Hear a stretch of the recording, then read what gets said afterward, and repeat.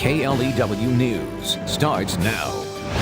Moscow murder suspect John Lee makes his second court appearance in Whitman County this afternoon. We'll tell you if it means he'll be sent across the border to Latah County to face murder charges. And the Boys and Girls Club of the Lewis-Clark Valley has a new executive director. He tells us what his goals are tonight. Well, good evening, everybody. Thanks for joining us on this Friday evening. I'm Scott Stovall. Well, topping the news tonight, the man accused of killing 3 people and critically injuring another in Moscow will wait to be extradited to Idaho. At a court hearing this afternoon, John Lee did not waive his right to extradition and pleaded not guilty to felony eluding charges. Janae Ryan was at today's hearing. She joins us now live from the Whitman County Courthouse in Colfax. Now, Janae, what do the pleas mean for this case? Well, Scott, it means Idaho police will have to wait to question John Lee. Today's hearing here at the Whitman County Courthouse was fairly short. First, Lee was asked to enter a plea in regards to the eluding charge here in Whitman County that resulted from the chase after Saturday's shooting that ended Colfax. Lee pleaded not guilty to that charge. Next, he refused to waive his rights to a formal extradition, which means that Latah County cannot get him over to Idaho immediately to question him in regards to the shootings. Whitman County Prosecutor Dennis Tracy told us if Latah County Prosecutor Bill Thompson requests that John Lee be sent to Latah County before the eluding trial is complete, he's willing to work with Latah County with that. But it is a complicated process because court documents have to go all the way to the desk of state lawmakers.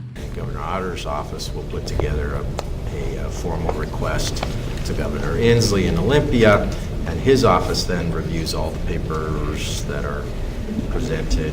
Everything's under official seals, and then if everything's in order, then the governor in this state, Governor Inslee, will issue what's called a warrant of extradition, directing that Mr. Lee be turned over to the officials in Idaho.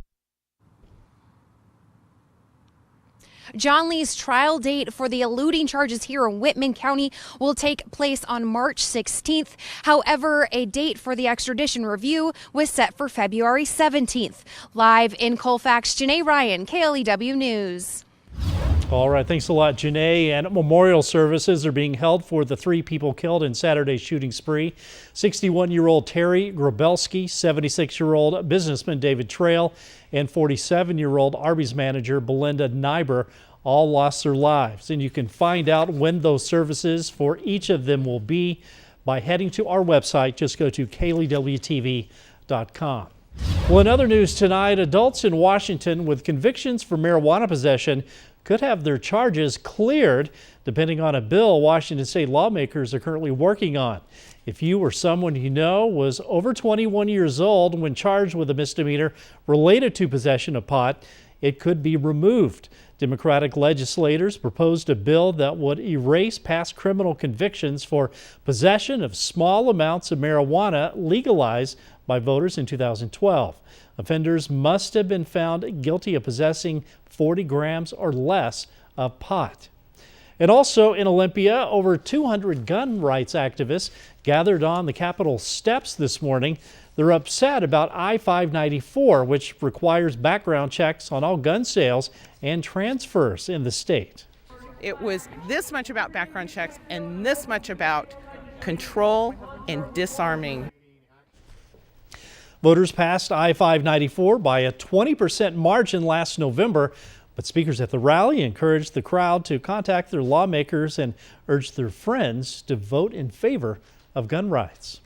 Well, gas prices continue to drop, but just how much longer will that last? Well, according to AAA, we could see prices drop a little more before they finally flatline in mid-February. In Idaho, the average price of gas is $1.91 a gallon, and that is much lower than the national average of $2.08.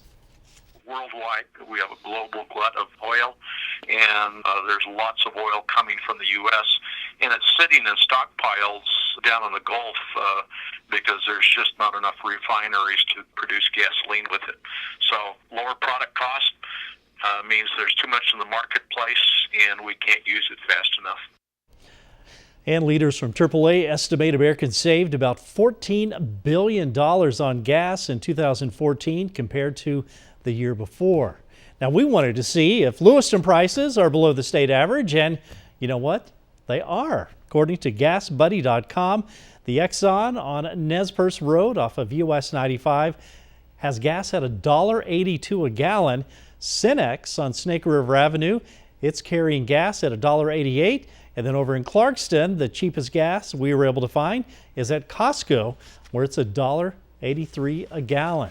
So very much nicer to fill up these days compared to the last several weeks. Well, let's find out now if it's a good weekend for a road trip. Fill up, hit the road, go enjoy the 3-day weekend for a lot of people. Here's Chief Weather Forecaster Keith Havens.